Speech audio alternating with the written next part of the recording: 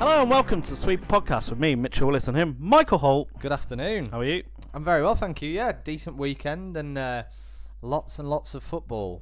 Absolutely, full of the festivities. It's starting, isn't it? It is, yeah. It's getting to the stage where there's football every day and there's football pretty much all day as well. And there's nothing not to love about festive football, is there? I know, right? It's another belting weekend and we've got a title race on our hands, or have we? I mean, this is the first weekend where I've been properly thinking, you know what, it could happen. Yeah, absolutely. We'll get onto that in a little while, along with those clinging onto the leading pack's coattails and also clinging onto their Premier League status. A catch-up with a controversial championship as well, a trip to Portugal, and of course some football trivia at the end of the show. But for now, let's go down to Bournemouth, who were emphatically beaten by the new league leaders, Liverpool. Top of the league, Liverpool, yeah, and a team that we've not knocked, but we haven't necessarily got behind their title credentials so far, have we? I think a lot of the media, and I wouldn't necessarily put us in that bracket, but a lot of people have been talking up Manchester City throughout the season and just sort of saying the reason that they're doing so well is because Liverpool are pushing them. And we've not really looked at Manchester City chasing before, have we? They've always been out in front, and it just brings a whole new ideal to what the Premier League is going to be over the coming weeks and months, which for everyone involved has to be exciting. Absolutely, and it's a really impressive week as well. It was a difficult win at Burnley in the week, and obviously going to Bournemouth, despite them being in not great form at the moment, it's still a very good result to come out 4-0 winners. And obviously Klopp brings the big boys back in for this, and they made it count, especially Mo Salah,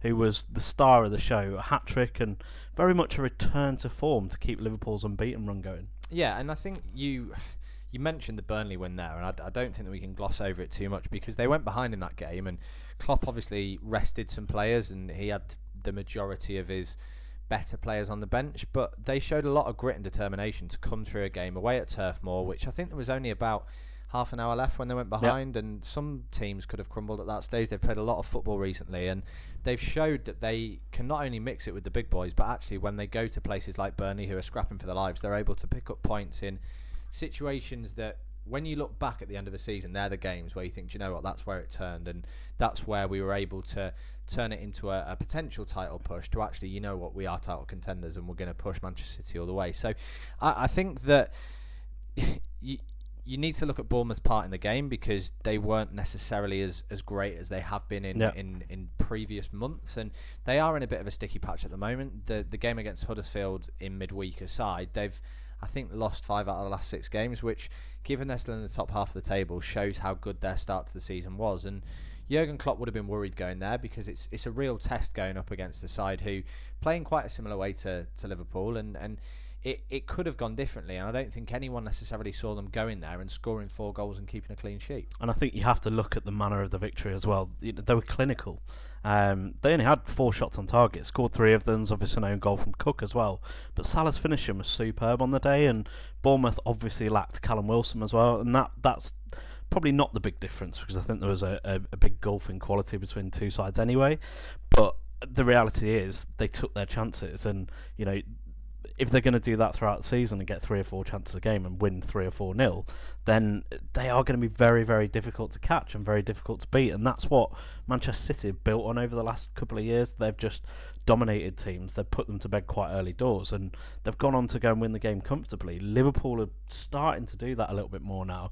They're unbeaten, and they haven't actually played probably as well as they did for large parts of last season. You're absolutely right, and we have to look at what Mo Salah, fully fit probably for the first time in a few months, Mo Salah was able to do. A lot of people wrote him off early season, said that he wouldn't have anywhere near as good a campaign as he did last year, and I think that's fair enough. I don't think that he's got to those heights yet, but the fact that he's got, I think it's 10 Premier League goals now, which is almost level with Aubameyang or possibly the same as him, and given how this is supposedly the second season difficulty that he was going to go through, you can't help but think that they've got a real possibility now of pushing City. The only thing that worries me about Liverpool is the fact that Mane's been out now for a couple of weeks, and Shaqiri looks okay short term, but is he going to be able to replicate the form that they will need from him between now and the end of the season, because you would argue, looking at that Manchester City team, anyone who comes in is able to take up the mantle, maybe Gabriel Jesus aside, and that's where Liverpool will be tested, because defensively they look a lot better. I think Alisson's now kept more clean sheets than any other goalkeeper this season. Virgil van Dijk looks like a revelation. Yes, they've lost Joe Gomez, but it's how they'll cope with those injuries, and at the moment they're doing brilliantly, and you can't knock them.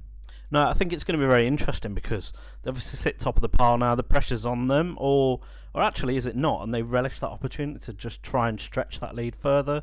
Manchester City coming up at the beginning of January, which is obviously going to be an absolutely massive game and will probably tell us a lot. And you couldn't necessarily say in January it's a title decider, but it will probably play a part in some way or another. And they've got back-to-back away games against Spurs and Manchester United as well, and in fact they haven't, that's a lie. They've got Manchester United and Arsenal coming up, and they're two sides that even when they're at home they're still going to be pushed and tested. Manchester United is obviously a big rivalry. Arsenal have been fantastic, and we'll talk about them later, so a tough few weeks coming up for them, and a Champions League game as well, which again could swing it either way for them. And that's the thing with Liverpool last season. The problem with Liverpool was that they weren't beating the teams that they were expected to beat. They did very well against the teams that were up there. They beat Manchester City a couple of times, and they looked like they could really mix it. The difference this season has been they've been winning the games that people expected them to win. Yep. So from that point of view, they've shown that they can deal with the pressure that comes from being top of the league, because every week now, whichever fixture they go into, they will be expected to win it. Maybe when you look at games like Manchester United away, Manchester City away, teams that probably harder. I don't know why I mentioned Manchester United there, because they are terrible at home. But you look at your top four, and you'd imagine those games Liverpool would be happy to come out without a defeat. Yeah. Whereas any other game, home or away, they will be expected to win. And like you say, it's a new pressure. It's a type of pressure that Jurgen Klopp hasn't really had to deal with so far in his time in England. And it'll be interesting to see how he manages it, especially given that he's going to have so many fixtures coming thick and fast. He's always been used to the break in the Bundesliga, and I think it was his first or maybe his second season where somebody was interviewing him and he completely lost track of the amount of games that they had to play. He couldn't believe that Liverpool were playing every couple of games, and this is what will stretch that side, and I'm hugely intrigued to see how they're going to get on. I think that they've given themselves a brilliant platform, and there'll be so much confidence around the club at the moment. But like you say, the game tomorrow night against Napoli could be make or break, not just for the Champions League but for their season, because if they lose that, they go into a run of games with the confidence being severely knocked. They've then got the Europa League to think about, which you don't need when you're trying to mount a title challenge. So there's so many factors that will come into it for Klopp, and a lot of it is new. So it's going to be great to have a title race, and I think it's what everyone in the English game has been crying out for. But is it going to be a sustained one? That's the question, and I for one look forward to finding out. Yes, me too. Very quick word on James Milner, 500th appearance in the Premier League. It started at right back over Alexander-Arnold, and I think is he too good to drop? Is he too reliable? Does he need to still be on the pitch to have an influence on that side, or is it purely just rotation, obviously prepping for that game against Napoli? I don't think there's any way of knowing with Jurgen Klopp, because he does keep you guessing. I know we'll probably talk about Fantasy League at some point, and you and I both tend to go for Liverpool defenders in our teams, but it's got to the stage now where you don't know which one's going to play. He's getting on my tits now, Klopp, if I'm honest with you. And that's the thing. You would have thought that with Joe Gomez out injured, then Trent Alexander-Arnold would have been an absolute shoo-in to go into that right-back area, but the fact that he made the decision not to put him in there has not only baffled a lot of fantasy Premier League managers, but it got people thinking. And maybe it was the fact that he expected Bournemouth to have a little bit more pace, and that although James Milner's maybe not as quick as Trent Alexander-Arnold, he's probably got a little bit more discipline in that position, and he does provide more cover. I honestly don't know. I think that the fact that Callum Wilson didn't play from the start would have delighted him, and I think straight away that gave the initiative to Liverpool in the game. And you're right, James Milner's had a fantastic career, and at this stage he probably is undroppable, because you look at the stats and he probably is fitter than most of the players at that football club. He doesn't suffer too many injuries, and he looks after himself on and off the pitch, and it doesn't happen to many people. They don't get to that landmark of 500 Premier League games, and it just shows what can happen as a young player if you look after yourself. Yeah, a fantastic servant to the game, and it would be great to see him win something this season with Liverpool, but we shall see. Now on to the big one though. Liverpool took the lead in the table due to Chelsea inflicting Manchester City's first defeat of the season, a 2-0 victory at Stamford Bridge. And It was an odd one. N'Golo Kante scored the opening goal on the stroke of half time, and it couldn't have been any more against the run of play. They were struggling to get the ball off Manchester City. At times, it was like men versus boys. I don't think they had any touches in the first half an hour in the final third of the pitch, Chelsea, and it just. It was an unbelievable goal for them to score as well, because technically the quality was on show, and it went from right to left to right and then back into the box, and I think that was about the only way they were going to get past Manchester City, and they executed it perfectly. And I think from there, Chelsea, although they gave away a few chances, they actually looked in relative control in the second half and obviously made it count. And I think that you have to give a huge amount of credit to Sarri in this one, because in the run-up, a lot of the pundits who were discussing the way that he would line up against Manchester City said that he only knows how to play one way, and the idea was, would it be Morata or Giroud? Giroud tends to provide a better foil for Hazard, and that would be the way that he would go against Manchester City. But actually, he went with a false nine as well. He decided that he would match up with City, and he probably had a good idea that Pep was going to drop Jesus for this game, because he's not been in great form so far. And when you've got somebody who was flying like Raheem Sterling, why not put him through the middle? The type of football that Manchester City play, they don't need a target man. They don't necessarily need anyone to run the channels. They just need somebody who's able to control the ball in and around the box and get into positions to score goals. And you thought, when you looked at the two lineups, that there would only probably be one winner. But Chelsea contained them first half and then hit them, not necessarily on the counter-attack, but it was more of just the fact that they worked their way into the game in that first half and took their opportunities, which Manchester City were unable to do. Absolutely, and as I said, Manchester City did have the opportunities in the second half, and I think with Aguero injured, Jesus out of form, as much as Sterling's great in that position, it's possibly not the game for that to happen. And the two sides playing no strikers, it absolutely showed, but they just couldn't make the most of it, what they did create, and as a result, Chelsea nicked another one, pulled themselves further ahead, and there's a little bit of controversy there. I've not seen whether this has been cleared up or not, but Ross Barkley had a shot, it was deflected, it was deemed to be deflected to go out for a corner, and they scored from the resulting corner, and Pep clearly wasn't happy about it. He was very adamant from 50-60 yards away that he knew exactly what had happened. But it's irrelevant. You've still got to defend the corner. That said, David Luiz has scored a wonderful header. It was perfect from his perspective, and they go on and win the game as a result of that. And is Pep right to be moaned that, or is he clutching at straws? I find it difficult, because if it was a penalty, then you can totally understand it, because the keeper's not expected to save a penalty. But when it's a corner, your team have been brilliant at defending all season long. David Luiz is somebody who should have been tracked. He should have been marked better. And City seem to be doing a mixture of zonal and man-to-man marking, which straight away, if you get it right, it works. But if not, it can leave a lot of people confused. I don't think he could have put the header in a better place. Even if you had somebody on the post there, which I know you'll probably come on to in a minute, because it's a real bedbug of yours, bugbear even of yours. I'm not convinced they would have got it. I think that the power and pace on the header would probably have been enough to get it past anyone being there, and I wonder whether you can legislate for the way that they decided to set up there, as opposed to the actual level of defending when the ball comes in.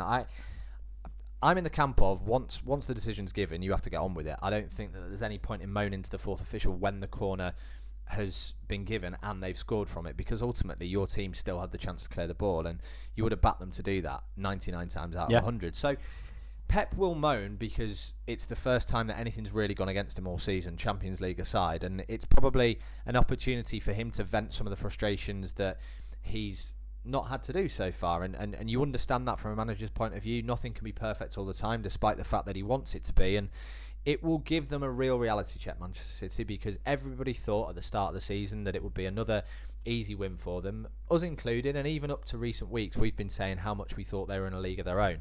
To see them now have to chase Liverpool will add another element in there, and I still think that they'll have enough, but it makes it far more interesting than it probably would have been 2-3 weeks ago. Absolutely. I mean, you talk about the corner there.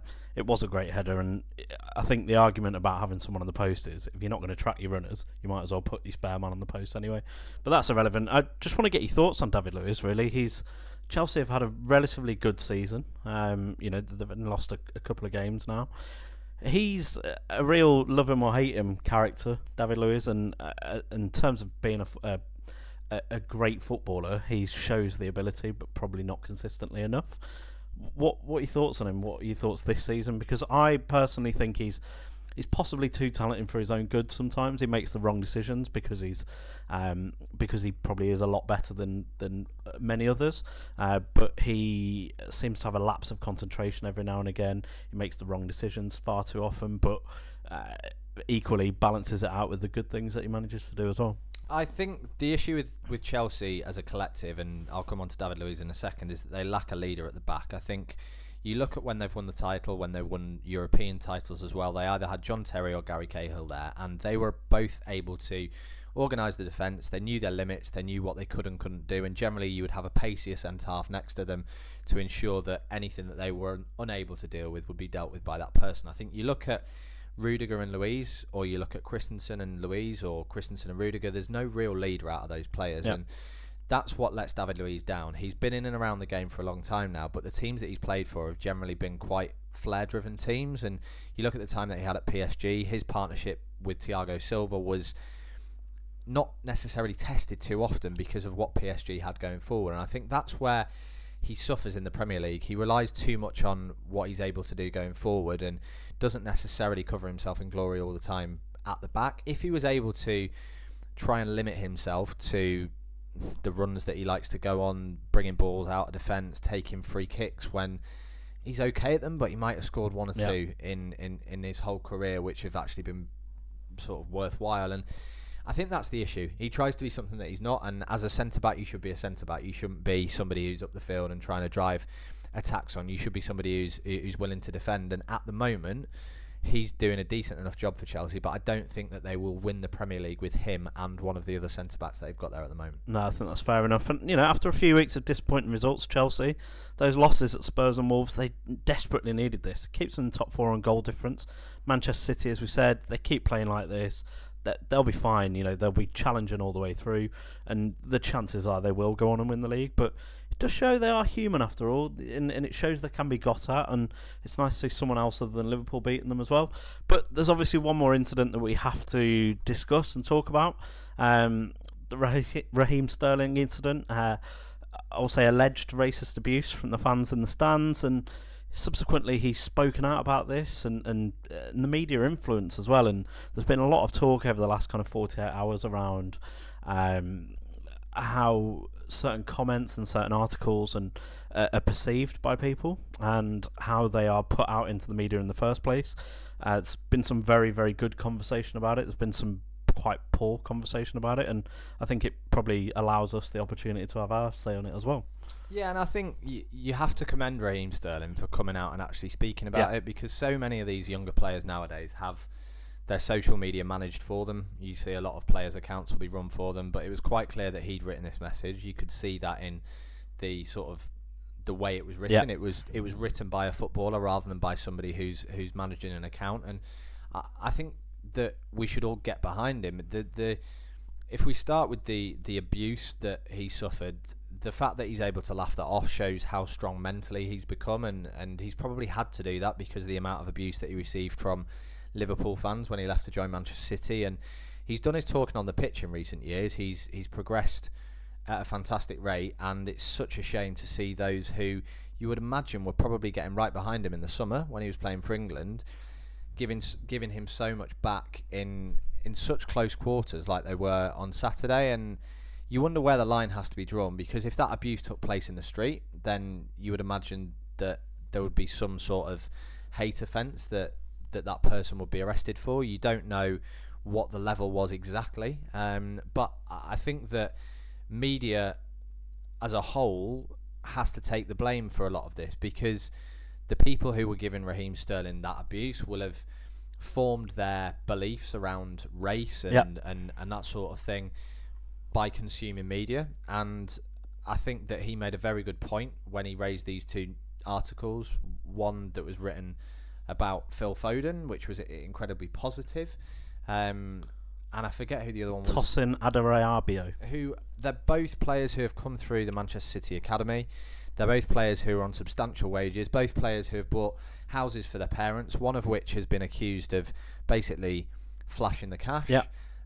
Despite never playing a Premier League game. Yeah, and the other one who's the bright-eyed white English footballer who has played for England throughout the age groups, and everyone expects to be the next big thing. So I think that there's definitely something in what Raheem Sterling's saying. I think that it's an argument which is probably going to rumble on for a long time until something's really done about it. And it's such a shame to see racism creeping back into the English game in front of the worldwide media, because we know that it happens further down the pyramid, and I think that the reason for that is that the policing isn't as vigilant. Well, yeah, vigilant, and but diligent. There's just a lack of police at lower league games, because naturally there's less people there, and I think because we see the family orientated Premier League, and we see so many people taking kids to those games because it is so popular, that's where we would expect most of the police presence to be, and it's so disappointing to still see it happening. And I just hope, for Raheem Sterling's sake, for anyone who's suffering from that sort of abuse, that something can be done, because Kick It Out's a great campaign, but you would argue it's not necessarily changed a huge amount in English football, and that's the disappointing side. There's so much money in the English game that educationally there should be more happening at football matches. There should be more happening from clubs' point of views. They should be releasing educational materials for people out there to read unbiased reports of players, rather than making considerations based on the colour of their skin, their background, their ethnicity, their religion, their sexuality, whatever it might be. And I wonder whether we're ever going to get to that stage with the current regime as it is. Yeah, I agree with all of that, and I think one of the bigger issues is the fact that society and culture is still having these issues as well, and unfortunately it's highlighted on the football pitch and in the stands a lot more often than anywhere else. And I think I heard John Barnes talk today, and he was talking about, you know, the average black man on the streets. It needs to change there before it changes anywhere else. And I think with the dawning of the era of social media, it's a lot more easily consumed, whether that's through the media or whether that's through individuals' personal accounts. And I think, you know, until all of that changes, then it doesn't necessarily change on the football pitch either. That said, there is a responsibility with the authorities, with the FA, with the PFA, with the likes of Kick It Out supporting that, and then also the clubs as well. The clubs have to take responsibility, because ultimately what happened on Saturday, if proven to be the case, as we all believe it is, that guy's a Chelsea fan. He's turned up to watch Chelsea. There's going to be X amount of black players within Chelsea Football Club who need protecting from that as much as anybody else, and they have to come out and take a stance, whether that be from banning him, whether that be working with the police to get justice, whatever it's going to be, and drive that change more than anybody else, because ultimately the media are influencers. That's what the football clubs can be as well, and they can fight back against the media. And I think we have to turn this round now, but it has to be done at the right levels and has to be drilled down. And as you say, it's all about education, and education that needs to be driven throughout society. But the biggest influencers now are footballers, are football clubs, and they should be the ones that drive it. And I think that's a very good point. I also think that they need help. You look at a ground like Old Trafford, for example, and they have stewards every 5 yards that surround the whole pitch. Yep. So that sort of thing wouldn't happen without somebody being able to pick out exactly what was said straight away, and also be able to relate that back to the police if needed. The issue on Saturday was there was no one anywhere near. There was no stewards there. There was nobody to deal with that problem. And but there were people, though. Of course there were. So, and that's, you know, you see the Kick It Out website. They have something where you can raise these concerns straight away. You can tell them exactly where it was, what was said. You can send the footage in, and it's you know, it is our responsibility as much as anyone else as football fans to be pushing back on this. Of course it is, but I agree with all of that. But we have to help football clubs help themselves at times as well. And I think you're right. I think there's also a text number where if you're in the ground, you can text straight away, and that goes through to somebody. But unless that's being acted upon, unless these individuals are being highlighted for what they're doing, and unless charges are being brought against them, there is no accountability for anyone not to go into a football ground and do it. And until somebody is made a victim in terms of what they've done, nothing's going to happen. So something needs to be done now. Something needs to happen. I think we've got a brilliant figurehead in charge in someone like Gareth Southgate, who will do his absolute utmost to protect his footballers within that squad, and he will be able to easily influence what goes on at club level as well. So I think the FA need to have a look at what they can do here. They've got so much money sloshing about.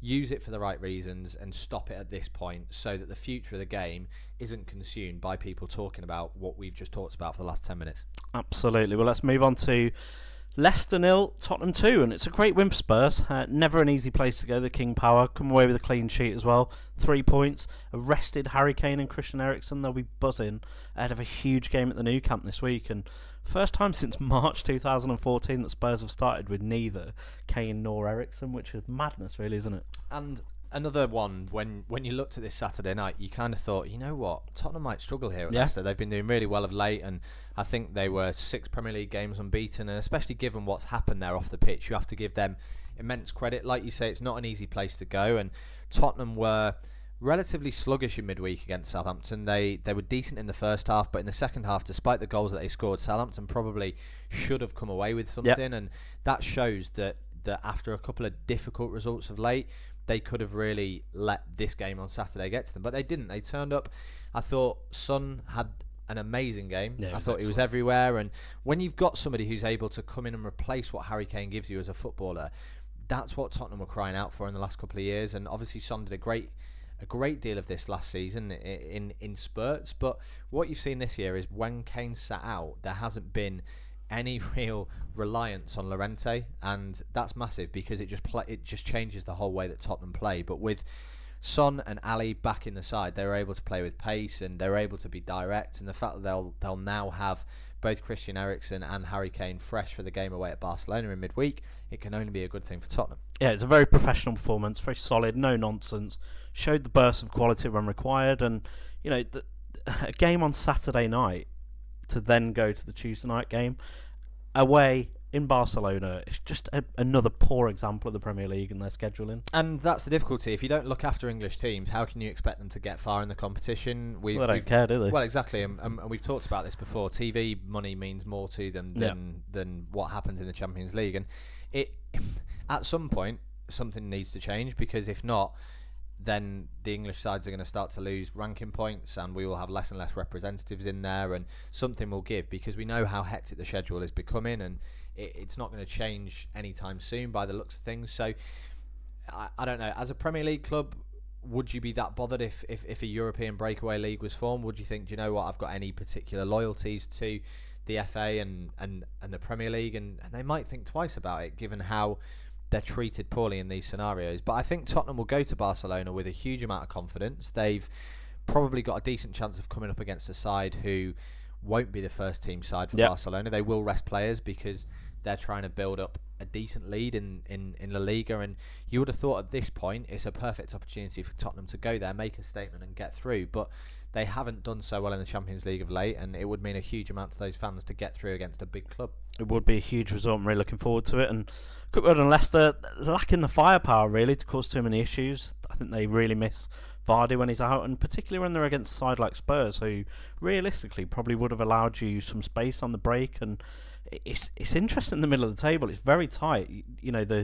The gap's been closed between the kind of bottom and the middle of the table now, and although Leicester will still be completely fine, I'm sure of that, it puts a little bit of pressure on them. And as you say, they've had a good run following some fairly difficult times for them, but they have to just get back on it now and just crack on. I think what Leicester need to do in January is they need to decide who's going to be their replacement for Jamie Vardy, because when he's not playing, they miss him so much. Yeah. And if Iheanacho was signed for big money, he's come in, he's never really set the world alight. And at this stage in his career, do they cash in and allow him to probably go at a loss so that they can replace and bring somebody else in? You would imagine that Vardy's career is going to come to an end, probably not within the next year or so, but within the next couple of years, and they have to have some sort of succession plan in place because he's been the figurehead of that club for so long that when he does go, they're going to have to change the whole way that they play. Well, that's it. It's arguably the system, isn't it? So do they actually change the system, or do they change the personnel? It's going to be an interesting one because, as you say, ultimately Jamie Vardy is only going to get slower now.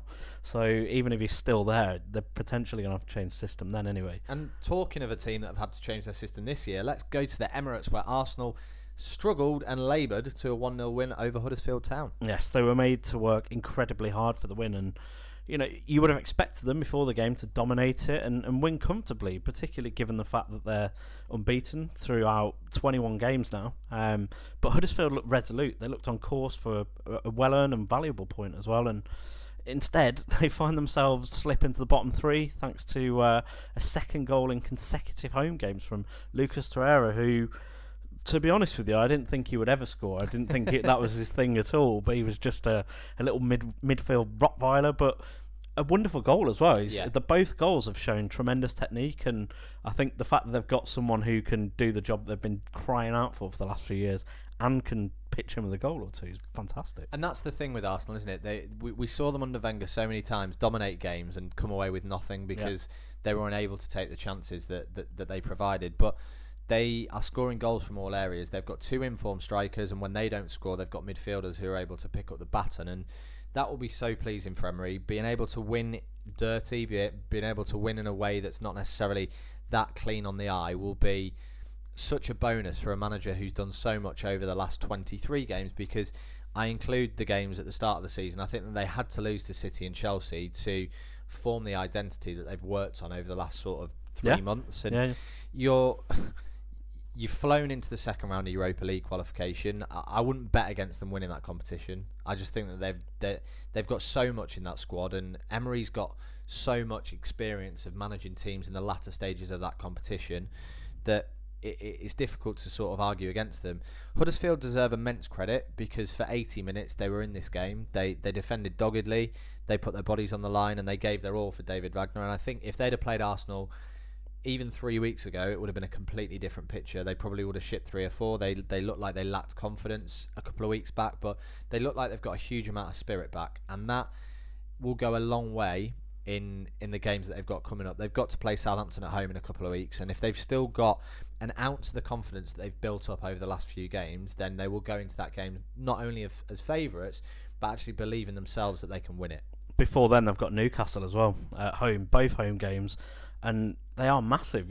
Realistically, they could get 2 wins out of those games, and that would be huge for Huddersfield, absolutely huge. And I think going into the festive period and coming out of the other side of it with probably 6, 7, 8 points, as opposed to kind of 0, 1, 2 points, would be a huge difference for them. I think as long as you're in touch as a team in the bottom 6, as long as you're in touch after the festive fixtures, I think that you'd be pretty happy. At the moment, there's a little bit of a gap that's growing between sort of 17th and 14th to 15th, and that's the worry, is that if too many sides start to pull away, then it becomes a division all in itself. But it's also as expected, though, isn't it? Really, of course that's it what is, that's what we thought it'd be at the start. Yeah, the gap in quality is such now that the teams in the lower echelons of the table don't beat the better teams, and that's where you go into probably 30% of your games knowing that you're not going to get anything out of them. So for Huddersfield to only come away with a 1-0 defeat, not really too much damage to their goal difference, will probably please them as much as going away to Wolves and getting 3 points there. It's all relevant to where they'll feel they were a couple of weeks ago and where they are now.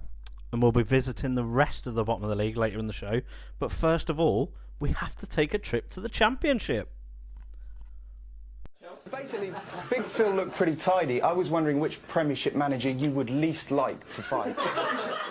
But he wants me to answer the question. Which one I wouldn't fight? Yeah. Wouldn't Big Sam? You would kill me. Welcome back to part 2 of this week's Sweden podcast, and we are taking that trip to the Championship, and we are starting with the game of the weekend on Friday evening, another Midlands derby, this time between West Bromwich Albion and Aston Villa at the Hawthorns. And West Brom came from behind twice to rescue a point in this one. And before we get on to the obvious, we'll talk about Villa, because they look to be in fine form, still playing some fantastic football, creating plenty of chances. It was an off day for Tammy Abraham, and that would be the biggest downfall, really, because Villa should have been home and dry by then. Unfortunately, they weren't, and that was due to an unbelievable decision, really. Now you know how we feel as Southampton fans, having been on the wrong end of handball goals. It's an absolute injustice when you look at the way that Villa played. They definitely should have won that game.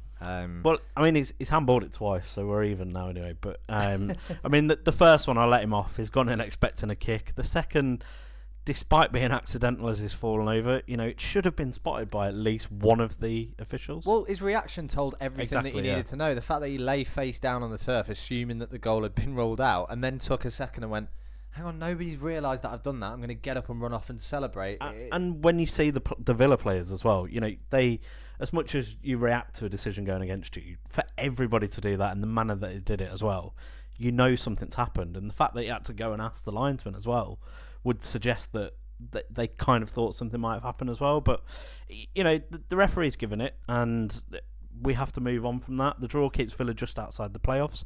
They've got Stoke this Saturday with a near full Villa Park as well, which should be wonderful. I'll be travelling down there, and hopefully we can turn that draw into a win there and continue the fantastic streak that we've had of recent weeks. But Stoke, as I've just said, they got a much needed win. They beat Championship whipping boys Ipswich Town 2-0. The other two sides in the relegation zone also lost. Reading went down 2-0 to Sheffield United. Bolton Wanderers lost 3-2 at Carrow Road, which sees Norwich remain top of the league. And the victory came from a 93rd minute goal from their talisman, Timu Pukki, having early surrendered a 2-goal lead as well. And then in second, you've got Leeds United recording their 4th win on the bounce, beating QPR 2-1 at Ellen Road. And this was the point we're supposed to be questioning Leeds, because they're supposed to be struggling. And, they're obviously having a fantastic season. And they're still going as well. They're still running every game. But you look at the way that Leeds have opened up that gap between second and third place, and it's more been down to the fact that the other teams around them have dropped off of late, and they've not necessarily accelerated forward. You look at Norwich's form, and they are head and shoulders above in terms of the top six. Yep. I know that Villa have been doing very well of late as well, but Norwich have been the one team in the top six who consistently have won games of late, and it just shows how much of a difference that can make, because the other 4 teams that are in the playoff places haven't won as many as they would have hoped. And I still think Leeds will drop off. I don't think they'll have enough to sustain it unless they reinforce massively in January. And actually, given how close they are at the moment, now is probably going to be the best opportunity that they'll have to get back in the Premier League. Yeah, absolutely, and we've got them next week as well. I'm excited for that. It's there's more tickets gone for that than there is Stoke this weekend as well. So it's a big one. But elsewhere in the playoffs, Derby won 1-0 away at Wigan, and as you were just saying, other teams have dropped off. None more so than Middlesbrough. That's come from behind to draw 1-1 with Blackburn Rovers at the Riverside as we approach that festive period in the Championship where there's about 9 games in 4 days. Love it. Is Ian Holloway going around on a bus again this year? Is that going to happen? I'm not sure. I think his wife said she'd divorce him this year well, after she went with him last year. Nobody needs that, do they? No. Shall we go to warmer climes for the time being? Yes, definitely. Well, as a few of you may know, we have decided to go with Sporting Lisbon as our European team this season. Yep. Mainly because they're in the Europa League. Mainly because Mitch has already seen them play. We'll not talk about that game though, because it was absolutely dreadful. They won again this weekend. They beat Desportivo das Aves. Good. I think my Portuguese pronunciation's getting better, better. yeah. Do tell me on the social medias if it's terrible. They won 4-1 this Sunday. They secured second place in the title race. They remain 2 points behind Porto, the current leaders. And guess who scored, Mitch? Probably Big Bas Dos. Big Bad Bas Dos got 2, a brace to add to his ever-growing Liga total this season. And our old mate Nani scored again, as well as our friend Diaby, who finished with the 4th in the 60th minute. They are flying, Sporting. They are 2 points behind, as we've already mentioned, and they will look to really put the pressure on because they're already through in Europe, so that means that they can rest players this week, and we are all hoping that they can go into the Christmas fixtures top of the league. Absolutely. We've got a fun fact though before we go any further. So the fun fact for the week, it's not a quiz question in terms of the scores, but my question you're gonna ask to me you is, their current manager is ex-Ajax boss Marcel Kaiser. His last club, He spent 7 months there, and it was November 2017 to June 2018. Any idea which country it was in? I did see Don't tell when me we you were know looking. this. No, I saw it when we were Oh, did looking. you? It's like Iran or somewhere, but I'll give it not you. quite It's Iran. Al Jazeera Yeah. in Dubai, Yeah. who he had a 7-month spell with. So you'll get another fun fact next week, Mitch, and I'm I sure love by the fun look on facts. your face, you can't wait. I love fun facts. You can't wait for this either, I would imagine. I put it in the run order. I thought it was worth a mention. Harry Redknapp, King of the Jungle. Yeah. Having won I'm a Celebrity, Get Me Out of Here. And just before we get your thoughts on this, I thought for those of you listening abroad, don't know about this show, it's basically a load of people you'd forgotten about living in the jungle, eating all manner of things for weeks. And some may want him to stay in Australia in the jungle. Yeah, I'm just going to find a tweet from our England correspondent, Steve Grant, because this literally... Bearing in summed mind it you're up for both me. Southampton fans Steve as is well, a Southampton season ticket holder, yes, that's true. Let me find Steve's tweet. It says... Oh my god, he's so prolific on Twitter. I thought I'd just be able to go to his page and find it straight away. No. But I'm still going. So, what's he put here? I'll fill. He I'll might have fill. deleted it. Right, Surely he won't okay. have deleted it. Anything which goes against... There it is. So Steve Grant tweeted, yet more proof that the public cannot be trusted with a vote. Hashtag I'm a Celebrity. And yeah, that pretty much sums up my feelings on Harry as well. He has risen once again to a national hero, and whatever you think about old Redders, he's come across exactly as you'd expect him to. When he's not leaning out of his window, of course, or berating reporters for calling him a wheeler dealer. Or allegedly hiding money in bank accounts that are named after his dog. Allegedly. On that note, he is very much a modern day Del Boy. The Artful Dodger type lovable rogue. He's actually a fairly normal old chap, as you'd expect, slightly non-politically correct, inoffensive in the main, and he loves his wife and the fact that she looks after him and does absolutely everything for him, and he's just got no idea about modern culture as well, and you wonder what that's like in the dressing room with players nowadays, and you can see why him and potentially some of the other manager brigade that have been going round in circles over the last few years probably will be taking a back seat now. Yeah, Neil Warnock made a tongue-in-cheek remark about potentially being in the jungle this time next year because he reckons that Cardiff will have sacked him by that point. Now, if he was in there, I would tune in just to see him eat all sorts of stuff. I think Redknapp got away quite lightly this time round, really, because the public seemed to like him, and I'll be honest, I didn't watch a minute of it because I can't stand the guy. But fair play to him. He's shown that he can win something, and it's been done the proper way this time as well. Absolutely. Well, that's all for this part. Join us after the break, where we're going to get back to the Premier League. And you've made your name as a wheeler and dealer. There's not been much wheeling and dealing, no, has I'm not a wheeler and dealer. No, off. Oh, no, I didn't mean it like that. I didn't mean it like that. Well, nobody got a name as a No, wheeler I'm not. and dealer. Don't say that. Welcome back to the Sweeper Podcast, and it's time to go to a positive Old Trafford for once, where Manchester United were 4-1 victors over struggling Fulham. You say positive. We have to ask the question again. Are Manchester United back? No. I mean, yeah, you're probably right, because they should be beating bottom of the league and leaky Fulham. But I guess the important thing for them is that they scored a few goals. Romelu Lukaku's on the score sheet, and with the exception of conceding a penalty, they were fairly solid at the back as well.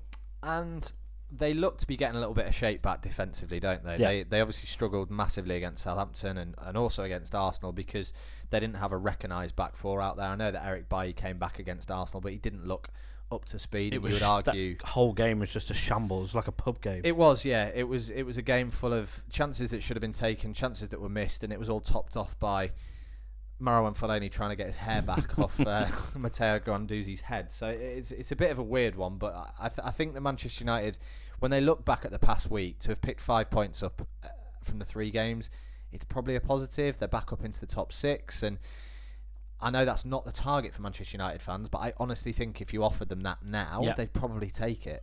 Yeah, given the start they've had, you have to look at the fact that they've lost as many games as Spurs, but they've also drawn 5. Spurs have drawn none, and they're 8 points off the top 4, whereas Spurs are in there, and that's a huge difference. Even if they'd lost a couple more games and won a few more, they'd actually have more points, and they just don't have the ability to go and kill teams off as they used to do. And I think you only have to look at Marcus Rashford's performance at the weekend. I thought it was exceptional. Deserved to grab the 4th goal, and he's shown some real quality in recent weeks, and I think he's now starting to be almost guaranteed a place in the side, and I think going forward as well as in defence, they're starting to have a little bit more consistency. I think Mourinho's starting to trust some players a little bit more as well, and I think as a result, if they can get that consistency, if they can get the likes of Rashford, Lukaku scoring, Martial's still in and around the squad, but he's dropped off a bit in recent weeks, then potentially they move forward, but they've all, as you've just said, they'd take top 6 because they're already so far behind, and that's the worry. And I think your point on Rashford's a very relevant one, because he's one of the only players who, throughout the season, has consistently worked hard for both Manchester United and for Mourinho. And he's one of those players who seems to retain a real level of professionalism regardless of what's going on around him. And that just shows the love that he's got for that club, the fact that he's been brought up supporting and playing for Manchester United since I think he was about 9 years old. And he is living a dream at the moment. He's pulling on that shirt every week, and it's something that he has a pride in doing. And I think players like Lukaku, like Matic, like Pogba could learn a lot from somebody who's a lot younger than they are, and at this early stage of the season has probably earned a lot more respect from fellow professionals for the way that he's not only played but the way that he's acted.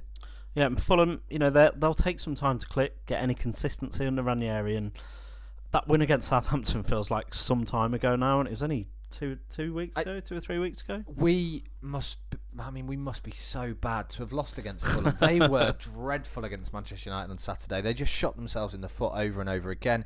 It was a silly red card. I don't necessarily think it was a red card, but don't put yourself in that situation and don't give the referee the decision to make. Ranieri has done well since he's gone in. I think the game away at Chelsea, you expect them to lose there. It was a decent point at home to Leicester, a good Leicester side.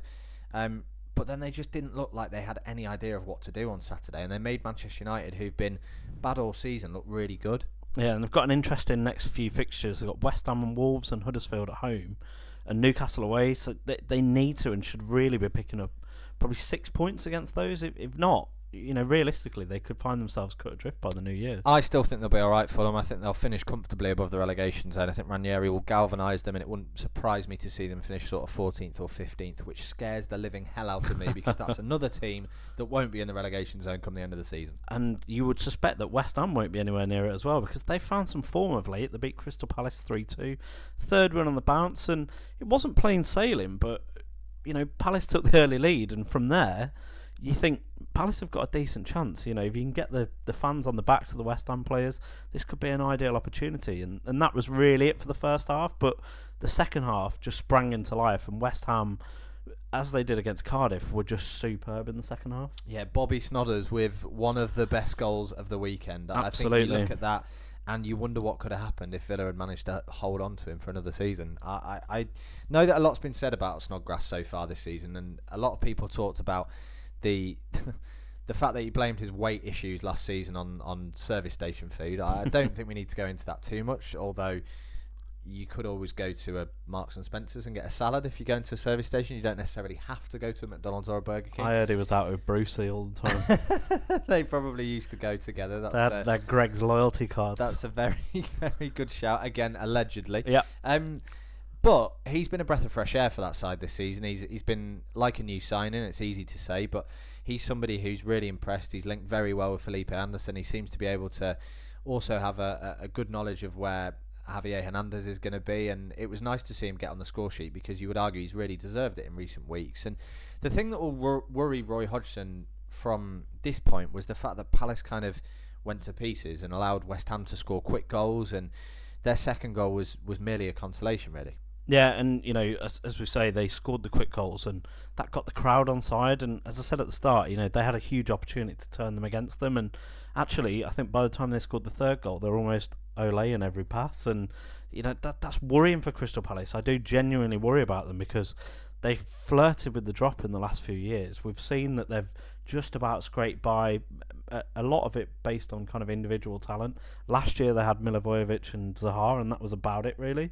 This year, neither of them are having a great season, and they don't have anything else. And where they could potentially draw on some experience in defence and be fairly solid and at least be difficult to beat, they don't even seem that this season. And I'm not sure what Hodgson has to do other than spend a load of money to fix it. And that's the difficulty. You wouldn't imagine there's going to be a huge amount of money available, given the amount that they've spent to secure Wilfried Zaha's future for at least the rest of this season. There will be clubs sniffing around him in January. I don't think that any of the top four will take a punt, given his injury record at the moment. But if he can have a strong second half of the season, you would imagine that Palace will struggle either way to hold on to him in the summer. So it's a massive 3 or 4 months coming up for Crystal Palace. You would imagine that if they are cut adrift with a few games to go, they've probably not got the character about them to bring themselves back into it. And that's the worry for Hodgson, because that's basically what they built their season on last time around. And you worry for them because goals win games, and they're not scoring enough of them at the moment, and that will be a real concern for Hodgson and their fans. And I was worried, and probably still am worried about Burnley, but they got a 1-0 win this weekend, and the conditions couldn't have been any more Lancashire in December, could they? Wet, windy, cold, miserable. I've been working over there the last few weeks, and it's been exactly the same every day, and I can tell you now, I cannot wait to stop working there because it's been horrendous. But the Burnley fans loved it. They're in strong voice, and they knew that win would be massive for them. They were encouraged after the strong performance against Liverpool in the week, and it's a huge 3 points to get here. And if you'd have offered them 3 points from those two games, they would have absolutely 100%. taken it. And Sean Dyche has been under a bit of pressure of late. People have been talking whether Burnley would try and replace him, and I think they've done the right thing by sticking by him. We've said that by changing Dyche, you have to change the fabric of the club, and it's wins like this against Brighton on Saturday that will give those fans confidence that he's the right man to remain in charge. And a great goal as well, wasn't it? It was one of the worst Premier League goals you're likely to see this season. It was I'm sure he was trying to get out the way. Yeah, Tarkowski, exactly. But he didn't celebrate like that, did he? No. And I think you have to give him credit because he's had a tough time over the past couple of months. Burnley haven't defended brilliantly. They've let a lot of shots in at that goal, and I think that they've got to build on clean sheets. That will be the real important aspect of this victory from Sean Dyche's point of view. He'll be happy with the win, of course, but the fact they've kept a clean sheet will mean it will just mean massive amounts to him, given how much they've struggled of late. Brighton I just don't know where to start with them. They must be so frustrated. They play out of their skins to win in midweek against Crystal Palace, going down to 10 men. They've put some really good victories away this season so far, both home and away from home. And you go to Burnley, they're struggling, they're in the bottom three. It's a perfect opportunity to cement your place in the top half, and you just blob. You go there, all of the players that have been playing out of their skins of late just go within themselves. They struggle with the conditions, they struggle with the team that they're playing against, and I give Chris Hughton credit as much as possible, but these are the games that as a Brighton manager you really have to be winning, because if not, you're just going to end up mid-table mediocrity. And I think they have had a couple of seasons where they've solidified, and now it's their time to really kick on.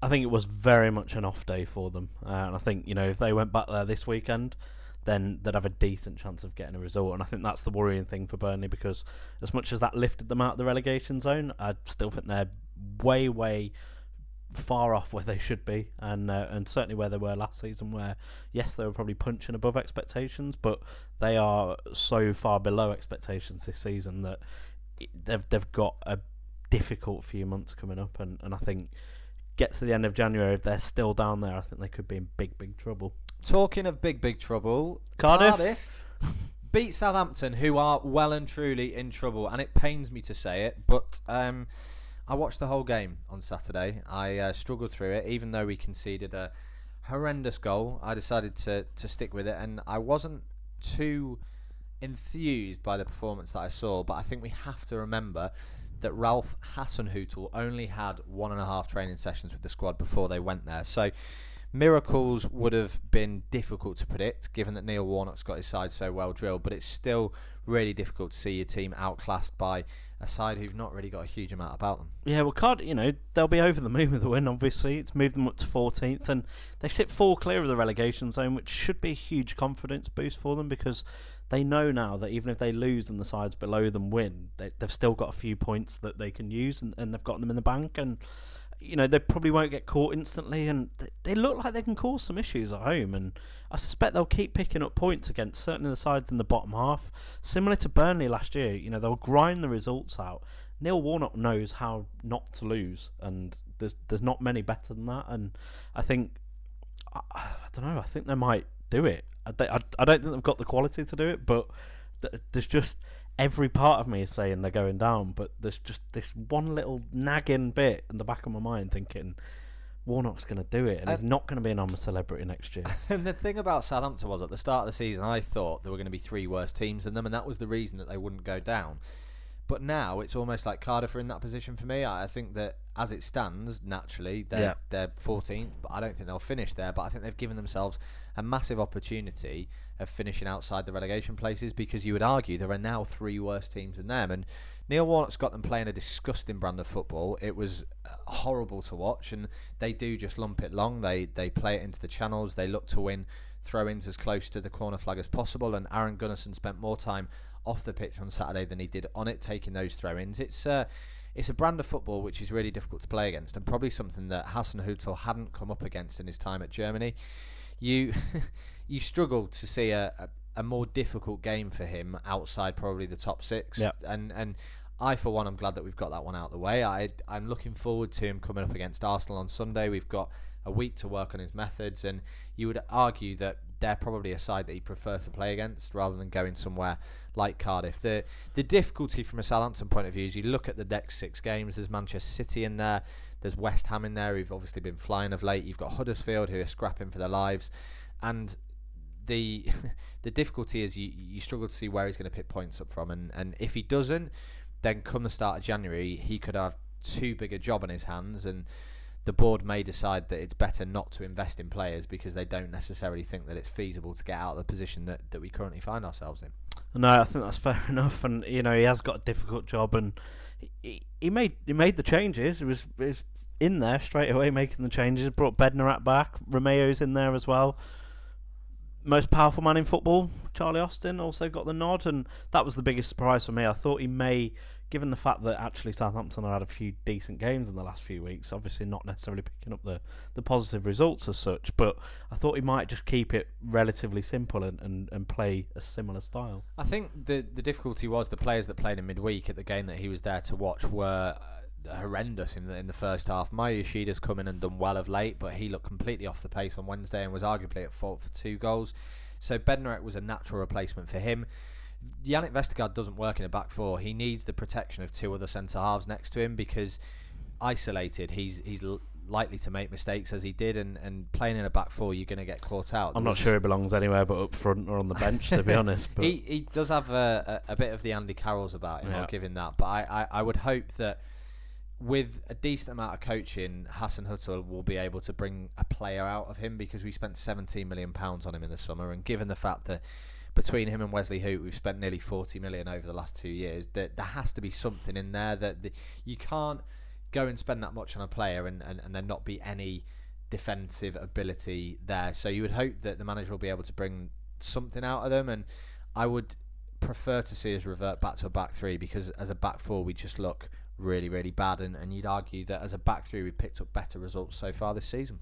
Absolutely. Well, there was one game on Sunday, and that was Newcastle beaten by Wolves 2-1, and Wolves followed up their victory over Chelsea in the week with what is fair to say a last gasp victory. It was the 95th minute winner from Matt Doherty, and this came after Jota gave them the lead in the 17th minute, a wonderful ball in from Helder Costa, but such bad defending from Newcastle to allow Jota to chest it down, slot it home, and they just opened themselves up to it, really, didn't they? They did, and I was quite surprised to see the way that they set up to have Lascelles as the sort of right-sided centre-half, and this was referred to in commentary quite early on. I don't think that Federico Fernandez is the greatest defender to have at the heart of your defence, and they just don't look organised enough from these sort of scenarios. And a team like Wolves moved the ball so quickly that it was always likely that they would create and probably take chances in the game. And the one thing that will please Newcastle is the fact that they were able to get straight back into the game. The lead only lasted 6 minutes, and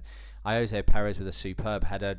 I think you have to give a huge amount of credit to Salomon Rondon as well, because he would have loved that ball in, wouldn't he? Yeah. He produced a great cross, and you would almost have expected the roles to be reversed. I had to re-watch it because I had no idea that it was going to be him. After he just took that free kick as well, hit the bar. Yeah. Didn't know he had that in his locker. And that's the thing. Newcastle will be pleased because these players have shown something of late. The issue is that obviously they've come away with nothing from the game because of an incident that Rafael Benitez saw a different way to a lot of other people. Yeah, I mean, fair enough for having a go, Rafa, but it's a foul and it's a red card every day of the week. He was the last man, and as much as there was another defender within, 30 yards of him, then it's a stupid decision. Yeah, it's ridiculous, and ultimately the sending off possibly did change the game, and he possibly did suffer. They possibly suffered as a result, but they still had opportunities as well at that point, and they were still defending very well against Wolves. And it's just a poor bit of goalkeeping and defending at the very, very last minute that's allowed Wolves to get into it, and that's going to be so frustrating. And if he wants to blame a potential VAR change decision for that, then I think he needs to look a bit further afield, really. And that's the issue, isn't it? You know it's not here. You know it's not going to come in between now and the end of the season. It will come in at the start of next season. He just needs to get on with it. The decisions that go against your club have gone against him as a manager for the last 15 years that he's managed in England. So he's got to understand that at some point these decisions will happen, and it's the way that him and the side react to it. If you're able to keep a clean sheet for half an hour, then you should be able to complete that and be able to maintain it for the last 30 seconds. And it's all about concentration. He'll be disappointed with his players, and you wonder how much of a knock that will have to the confidence that Newcastle have really worked up over the last few weeks. I mean, we need to quickly talk about what's going on off the pitch, because we've spoken so much about it over the last year or two. Should we just clip an earlier episode from this time last year? Yeah, Mike actually says that he's going to sell the club. Funnily enough, he didn't sell the club, and at the end of the season we'll all be talking about it all over again. Yeah, pretty much, but it seems to be potentially a little bit more advanced than it has been before, so fingers crossed, because the fans, the club, the manager, the players, everyone but Mike actually deserves to get this investment, to get someone else in and to change the regime. Absolutely. We need to just mention that Wolves have done perfectly well to bounce back from the 3 or 4 victories that went against them. They obviously beat Chelsea in midweek, which was a massive result, and then to go to Newcastle and win there just shows the credentials that we were all aware of early on. I think a few people thought they might get dragged into a bit of a relegation fight, but they've shown in the quality that they've got over the past 2 games that I think they'll be absolutely miles away from any relegation shake-up at the end of the season. And there is one more game left of this game week, and that's tonight, Monday, and it's the Marco Silva derby, Everton-Watford. What are we going for? I'm going to go 2-1 to Everton, and apparently all the Watford fans are taking plastic snakes into the ground to shake at Marco Silva. Okay, I'm going to go with a 2-0 victory for Everton, and I would imagine that our mate Richarlison's going to try and sort some money out of Freddie. I was about to say there, Richarlison didn't get on the score sheet this weekend, no. But you sport that one a little bit. Absolutely. Well, that's all for this week's action. Join us after the break for the quiz. Quiz.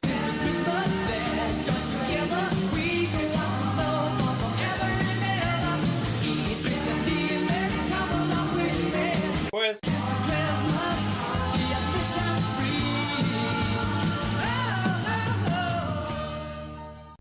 Welcome back to the final part of this week's Sweeper podcast, and it's nearly time for the quiz. Mitch, what's the scores on the doors, please? I believe it's 18-10. It's a slender lead at this stage, and you've got a game in hand. Yeah, I have. I'm not brimming with confidence, it's fair to say, but bigger leads have been destroyed throughout a season. Exactly. Think of Newcastle.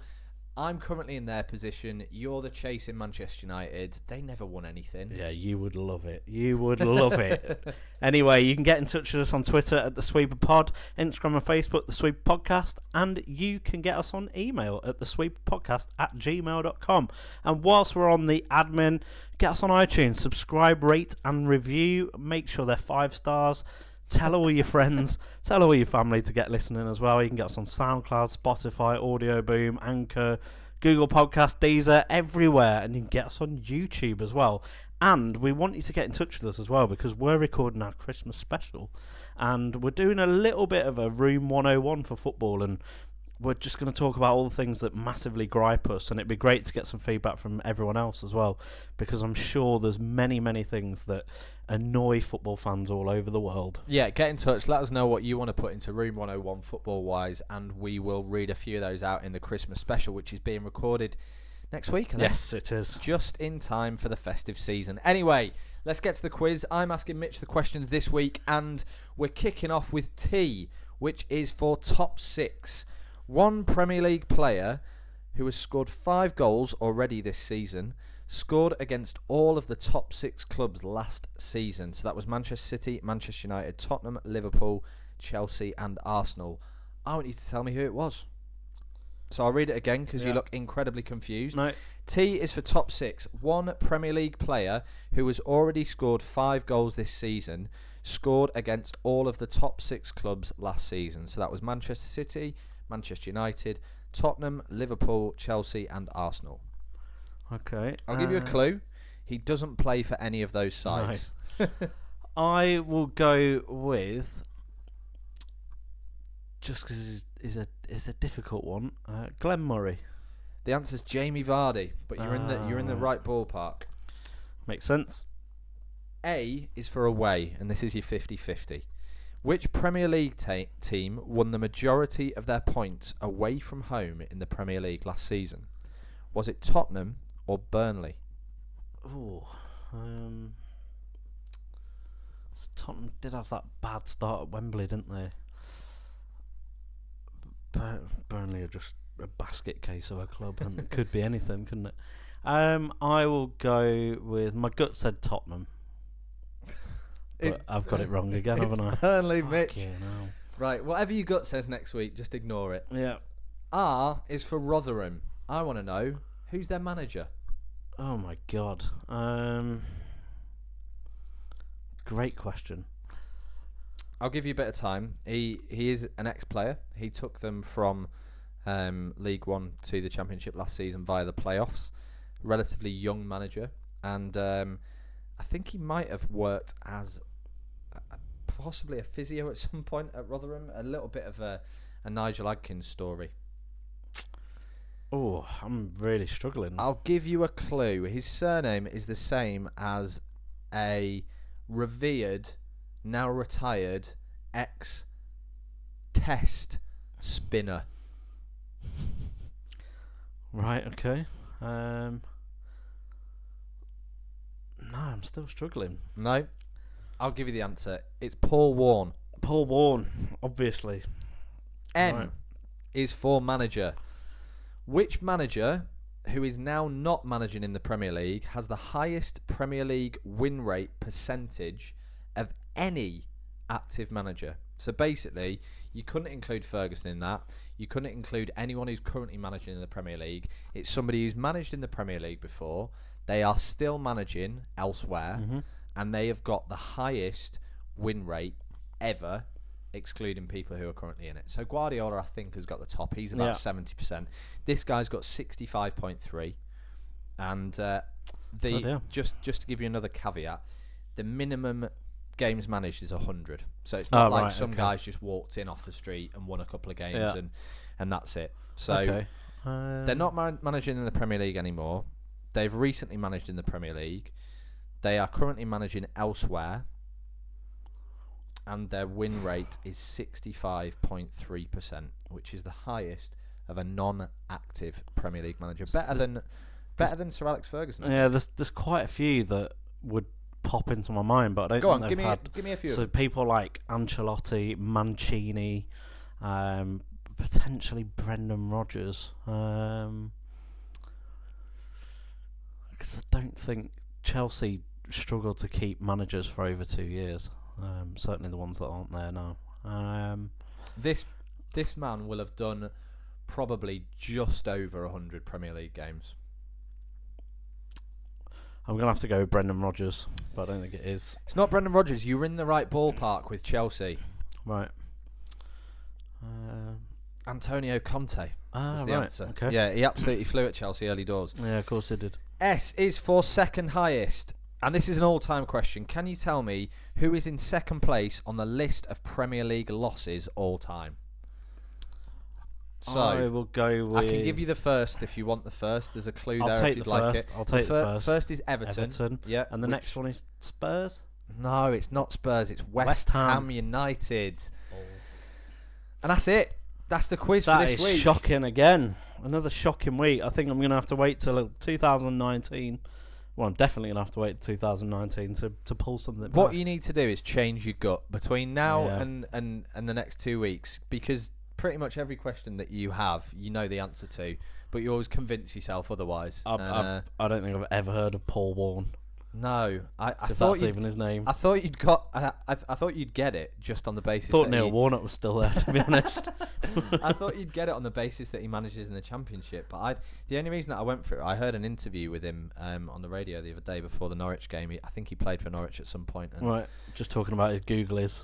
yeah, exactly, Yeah. exactly Right, that. okay. Yeah, he's picked up a lot of Test wickets and then had a go at management. But you learn something new every week. Yeah, you It's do. educational, the Sweeper podcast, if nothing else. It is indeed. Well, that's all for this week, and we hope we've educated you and you've enjoyed yourselves. Absolutely. Join us next week for the roundup of so many great Premier League games. There's a lot to go on in the Champions League this week. The Championship will be back, and you'll be one episode away from the festive treat, which is the Sweeper Podcast Christmas special. Absolutely. Hasta la vista, baby. Nearly Merry Christmas.